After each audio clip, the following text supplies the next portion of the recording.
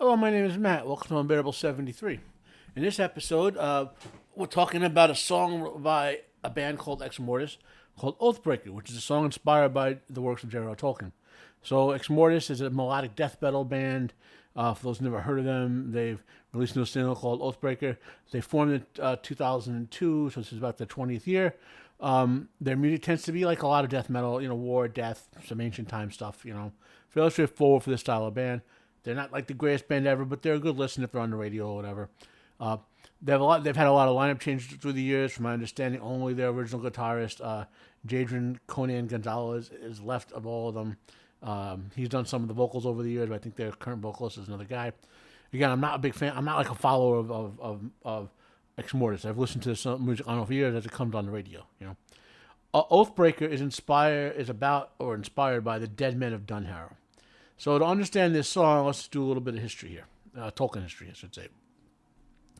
If you recall in The Lord of the Rings, The Return of the King, Aragorn, as the heir of Elendil, the returned king, called the army to him to aid him in freeing the army of southern Gondor, who were besieged in southern Gondor by Sauron's forces, the Haradrim and the pirates of Pelargir and the Umbarians. This allowed Aragorn to go north with the army of southern Gondor and fully turn the tide against the forces besieging Minas Tirith. Now, in the movie, Peter Jackson let just have Aragorn travel north with the Piranha-like army of the undead, and what I consider to be the second worst mistake he made in his movies. Okay, so the dead men of Dunharrow were known as the men of the White Mountains when Gondor was founded. They had been worshipping Sauron before that during the dark years of the Second Age. Gondor and Arnor were founded by the faithful who survived the sinking of Numenor, kind of in the year 3200 of the Second Age. Okay, and so the faithful 9 ships led by Elendil landed along the western coast of Middle Earth, and Elendil, for the forces with Elendil, founded the kingdom of Arnor, which included everything there, like the Shire and all that. Wasn't the Shire back then, no place where the Rohirrim lived, and Gondor was founded by Isildur and Arion, the 5 ships with them, on the other side of the mountain, so to speak. And when they did that, the men of the White Mountains swore their oath to Isildur. Isildur and Arion were the 2 kings of Gondor, and then eventually, 200 years later, roughly, Sauron emerged. The war started, and they had the War of the Last Alliance, where Gil-galad, the fourth and last Elven High King, got all the elves together, and Elendil, the High King of the Men, got the men together, and they all united their forces to try to defeat Sauron in the War of the Last Alliance.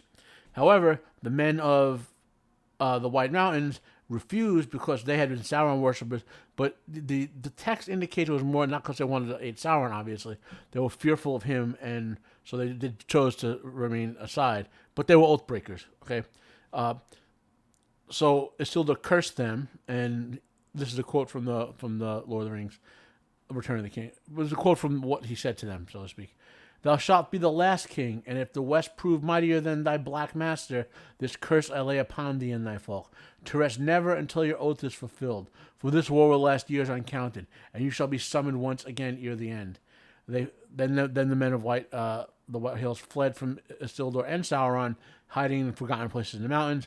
Their people kind of dwindled, which means they died off, and where they lived, what's called the sleepless dead became kind of a terror, like ghosts and undead haunting the hills, And then, of course, Aragorn goes the path of the dead, and they attracts them, and they fulfill the oath and help him.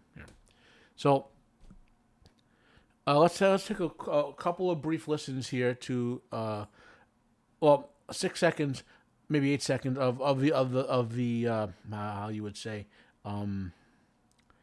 of the chorus here.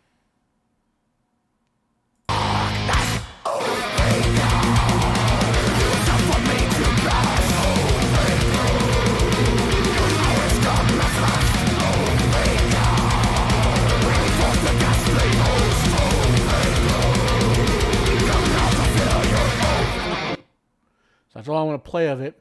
You can listen down below for the full video. If anyone out there in Nuclear Blast Records is listening to me, I am promoting your video, so don't strike me. Don't. Oh, you can't strike me. Don't copyright claim me. I'll dispute that and all that. But in any case, this is it's a good listen to. I also have a link to this article from Metal Injection, which is the article talking about EXMORTUS releasing the song and all that. That's linked down below. Give it a listen to. Personally, I'd rate the song an 8 out of 10. I'm not going to say the song isn't standard death metal fare. It's a good one, well put together, and worth listening to at least once. I don't know if Professor Tolkien would have liked death metal, but I think he would appreciate the honest efforts of bands like EXMORTUS who love and appreciate his work and want to respect it. I'll end on a positive there. Although I'll say, in these dark times, I like to point out actual good Tolkien-based content. Comment down below if you have any questions for me about this video. Please share your thoughts. Share this video if you enjoyed it. Like if you like. Dislike if you dislike. Subscribe if you want to hear more from me. My name is Matt. This has been Unbearable 73. Have a nice day, and I am out of here.